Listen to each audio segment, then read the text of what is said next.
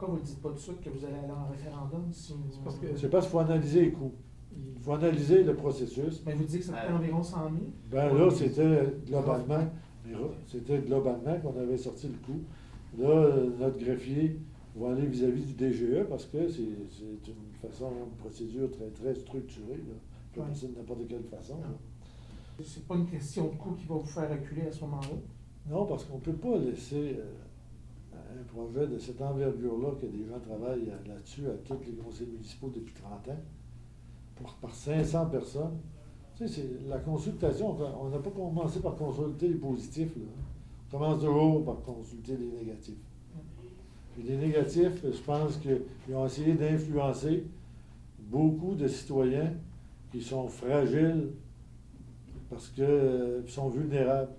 Parce qu'il y avait beaucoup de personnes très âgées qui signaient parce qu'ils avaient peur de faire monter le loyer, peur de faire monter les taxes, parce qu'on les a brandis toutes sortes d'informations. Je pense qu'en arrière de ça, s'il y a des gens qui ont des ambitions politiques, ils sortent donc au grand jour, mettent donc sur la table qu'est-ce qu'eux sont prêts à faire pour ramener Montmagny dans une nouvelle dimension. Puis moi, j'ai pas de problème avec ça du tout, du tout.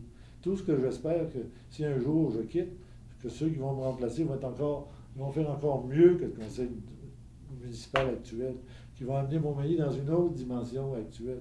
Puis nous, la journée hier de la signature du registre, on a respecté la démocratie.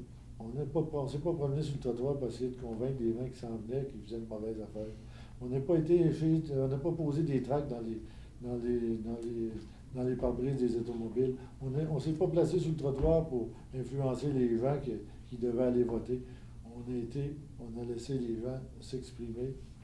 Donc, vous confirmez qu'il va y avoir un référendum et vous allez nous préciser la date du référendum le 22 octobre. Oui, puis c'était pas supposé d'être télévisé. Puis nous, on n'a rien à cacher. Le 22 octobre n'était pas télévisé, elle va être télévisée. Parce qu'on n'a rien à cacher à la population. Ça, c'est un projet important pour la municipalité. On va l'amener à terme.